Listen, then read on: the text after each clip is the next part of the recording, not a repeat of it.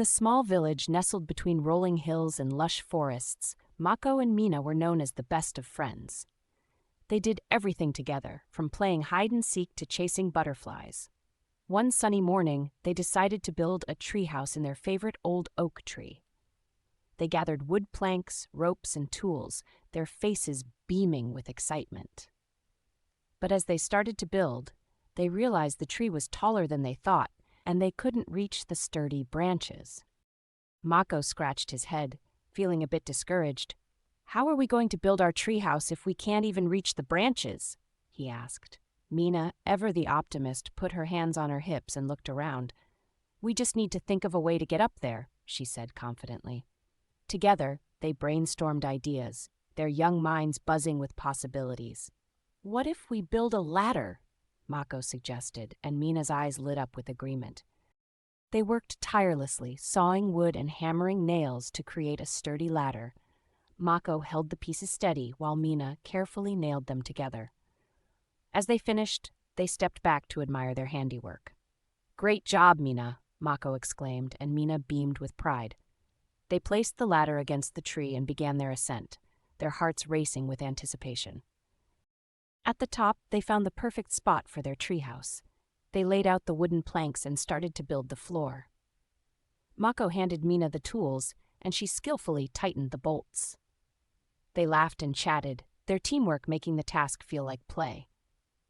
But as they worked, a strong gust of wind blew through the branches, and one of the planks slipped away, falling to the ground far below. Mina's smile faded as she looked down at the fallen plank. "Oh no, our floor won't be complete without it," she said, her voice tinged with worry. Mako tried to comfort her. "Don't worry, Mina. We'll figure something out."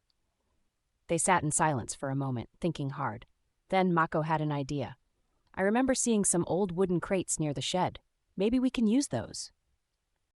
They climbed down the ladder and raced to the shed, where they found the crates Mako had mentioned. The crates were heavy, but together they managed to carry them back to the tree.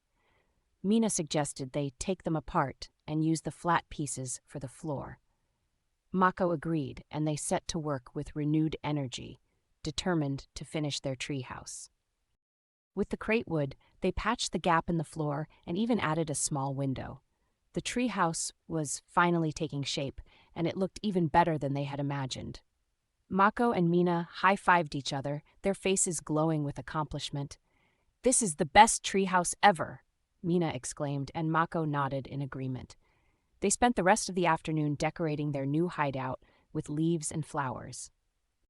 As the sun began to set, casting a golden glow over the village, Mako and Mina sat in their treehouse, looking out at the view. They had overcome the challenge together, and their friendship had grown even stronger. Mako turned to Mina and said, "We did it because we helped each other and didn't give up." Mina smiled, "And because we used our creativity to solve the problem." They both knew that this was just the beginning of many more adventures to come. The stars began to twinkle in the sky as Mako and Mina made their way down the ladder, promising to return the next day. They walked home side by side, chatting excitedly about all the fun they would have in their treehouse. As they reached their homes, they hugged and said goodnight, their hearts full of joy and the spirit of adventure. They knew that whatever challenges they faced, they could conquer them together. Hey there, thanks for listening to our story today. If you want to get a new story every day, make sure to subscribe. Or, if you want to generate your own customized stories using the power of AI, download the Storigami app for iPhone and iPad today.